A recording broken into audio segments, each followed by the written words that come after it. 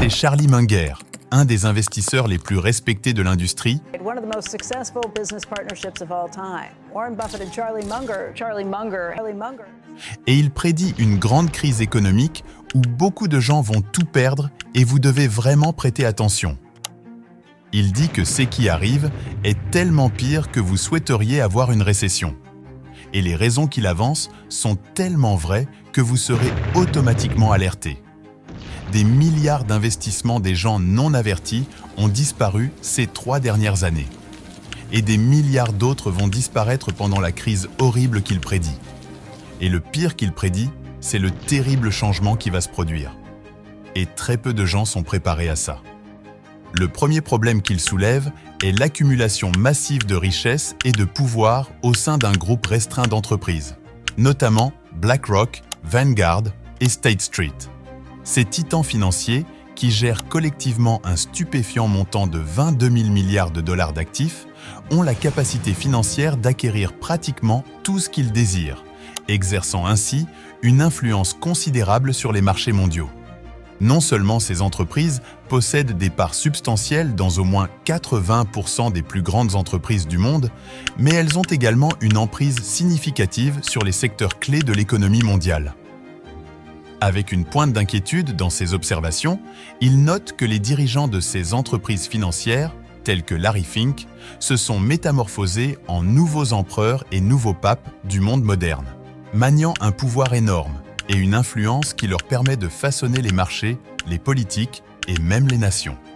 Il exprime une inquiétude profonde concernant la concentration du pouvoir économique et financier entre les mains d'un petit nombre d'entités et d'individus. Il suggère que cette accumulation de pouvoir et de richesse pourrait avoir des implications imprévues et potentiellement négatives pour l'économie mondiale et la stabilité sociale. Je ne sais pas quelles seront les conséquences, mais je prédis qu'elles ne seront pas bonnes, déclare Charlie Munger, qui souligne des répercussions potentielles, très sombres de cette concentration de pouvoir. Son inquiétude réside dans l'impact que cette accumulation de richesses et d'influence pourrait avoir sur la stabilité économique, la manière dont les entreprises sont dirigées. Ces préoccupations ne sont pas seulement les siennes, mais sont partagées par d'autres personnes dans le monde financier et au-delà, soulignant la nécessité d'un débat plus large et d'une action potentielle pour assurer une distribution plus équitable du pouvoir et de la richesse à l'échelle mondiale. La deuxième grande préoccupation de Charlie Munger est que la majorité des actifs dans lesquels vous pouvez investir votre argent aujourd'hui sont, selon lui, des pièges subtils, conçus pour dévaliser les individus non avertis de leurs ressources financières. Lui et son partenaire, Warren Buffett, avec une réserve de liquidité s'élevant à 140 milliards de dollars, sont fermement résolus à éviter ces pièges. Permettez-moi de développer. Depuis quelques années, un nombre croissant d'individus achètent des actifs non pas avec leur propre argent qu'ils ont travaillé pour avoir, mais avec de l'argent qu'ils n'ont pas, c'est-à-dire de la dette. À mesure que les gens achètent des actifs avec la dette, le prix de ces actifs vont augmenter. Et certains experts estiment que les prix qui sont affichés ne sont en réalité que des prix factices alimentés par la dette. Certains experts estiment que ces prix, gonflés par l'endettement, ne sont en réalité que des illusions, des prix fictifs, alimentant ce que de nombreux financiers décrivent comme une bulle financière destinée à éclater tôt ou tard.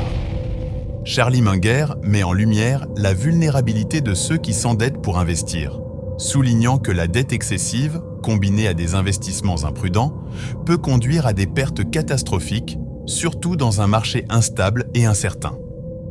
Il souligne que les prix gonflés par la dette peuvent s'effondrer brusquement lorsque la réalité du marché se révèle, laissant les investisseurs endettés dans une situation précaire.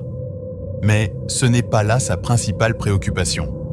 Ce qui l'inquiète véritablement, c'est l'impression monétaire à une échelle sans précédent par des pays tels que les États-Unis, le Japon et les nations européennes, qu'il perçoit comme un risque monumental pouvant déclencher une crise sans précédent.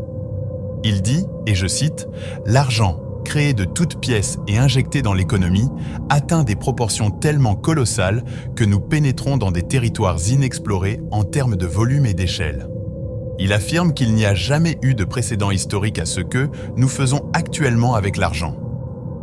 Imprimer de l'argent en quantité astronomique, selon lui, finira inévitablement par poser un danger colossal. Et nous sommes, maintenant plus que jamais, à proximité immédiate de ce péril. Il évoque la grande crise économique américaine des années 80. Cette crise était tellement sévère que les gouvernements, pour emprunter de la dette et financer ces projets, devraient payer 15% des taux d'intérêt à ces emprunteurs.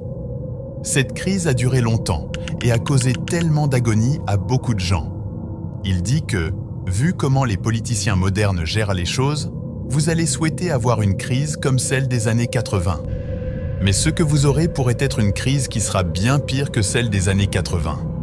Il évoque les crises économiques passées pour illustrer les conséquences potentielles d'une gestion imprudente de l'économie.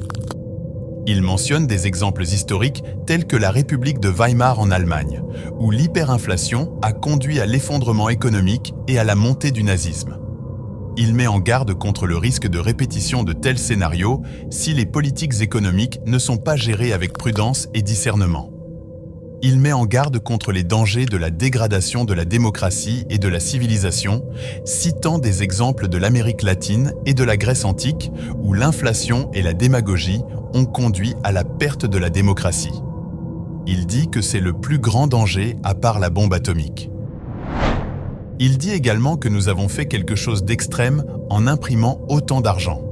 Et nous ne savons pas les troubles que cela va causer. Mais ce dont il est sûr, c'est que nous sommes au bord d'une grande crise avec des sérieux troubles. Le troisième facteur qui, selon Charlie Munger, pourrait participer au déclenchement de la crise est l'émergence de la robotisation et de l'intelligence artificielle qui menacent de remplacer de nombreux emplois. En effet, si les machines et les logiciels intelligents prennent en charge des tâches autrefois réalisées par des humains, cela pourrait entraîner un chômage massif.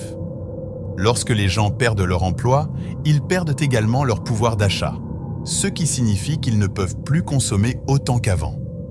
Cela peut avoir un effet domino sur l'économie, car lorsque la consommation diminue, les entreprises vendent moins et peuvent à leur tour faire faillite ou réduire leur personnel, exacerbant ainsi le problème du chômage. La robotisation et l'IA pourraient également creuser le fossé entre les travailleurs hautement qualifiés et les travailleurs peu qualifiés, exacerbant les inégalités existantes. Les travailleurs hautement qualifiés qui peuvent travailler avec ces nouvelles technologies pourraient prospérer, tandis que les travailleurs peu qualifiés pourraient se retrouver sans option viable d'emploi. Ce que Charlie Munger fait est une prédiction, et ces trois facteurs combinés peuvent créer une sérieuse crise. Pensez-vous que ça sera le cas? Faites-le savoir dans les commentaires.